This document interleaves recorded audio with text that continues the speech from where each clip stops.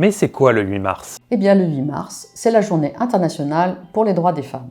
Elle a été officialisée par l'Assemblée générale des Nations unies en 1977.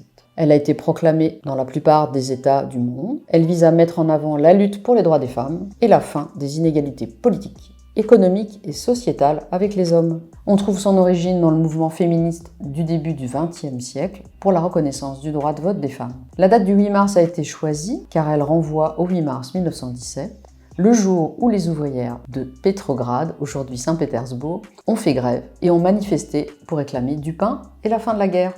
Et la journée de l'homme, c'est quand? Bien sûr, il existe aussi une journée internationale pour les droits de l'homme. Il s'agit du 10 décembre, qui commémore l'adoption de la Déclaration universelle des droits de l'homme par l'Assemblée générale des Nations unies le 10 décembre 1948. Mais celle-ci renvoie à la condition humaine en général, sans distinction de genre. Tous les êtres humains naissent libres et égaux en dignité et en droit. En effet, en anglais, on parle de Universal Declaration of Human Rights, le qualificatif human n'amalgamant pas les hommes et les êtres humains, comme c'est le cas en français.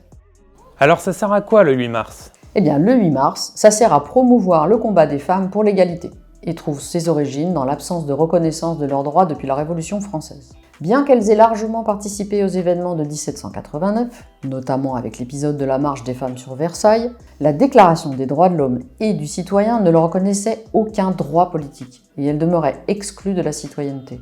Bien au contraire, au sorti de la Révolution, la grande œuvre juridique de cette époque, le Code civil de 1804 de Napoléon Bonaparte, qui dans l'imaginaire collectif a fait entrer la France dans la modernité contemporaine, reconnaissait l'incapacité juridique totale des femmes mariées et leur soumission à l'autorité de leurs conjoints.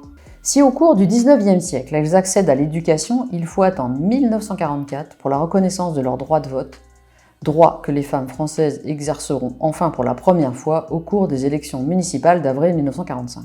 Après la guerre, le préambule de la Constitution dispose enfin que la loi garantit à la femme, dans tous les domaines, des droits égaux à ceux de l'homme. La consécration de ce principe d'égalité va constituer la base du mouvement féministe d'après-guerre.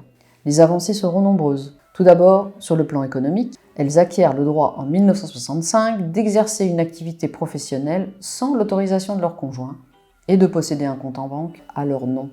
Au sein de la famille, la loi partage l'autorité sur la famille entre le mari et la femme à partir de 1970. Enfin, pour ce qui est de leur corps et de leur santé, la contraception est autorisée en 1971 et la loi Simone Veil du 17 janvier 1975 dépénalise l'interruption volontaire de grossesse. Donc tout va bien maintenant? Eh bien pas vraiment. Ces progrès pourraient laisser penser que la question des inégalités entre les femmes et les hommes ne se pose plus aujourd'hui. Malheureusement, la reconnaissance des droits ne s'est pas traduite par la fin des injustices qui pèsent sur les femmes. Au sein des ménages, elles assurent toujours en moyenne près de 2/3 des tâches ménagères et parentales. Elles sont aussi beaucoup plus sujettes à la précarité. Le risque de la monoparentalité est élevé. 8 familles monoparentales sur 10 concernent des femmes.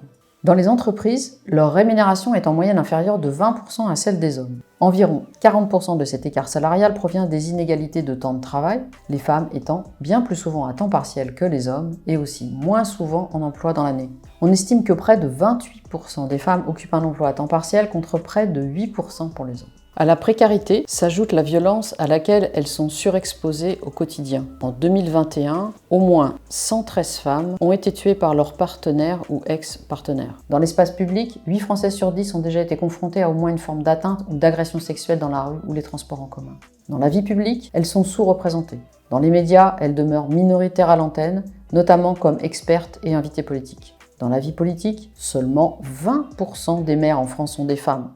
Elles sont 39% à l'Assemblée nationale et un tiers au Sénat.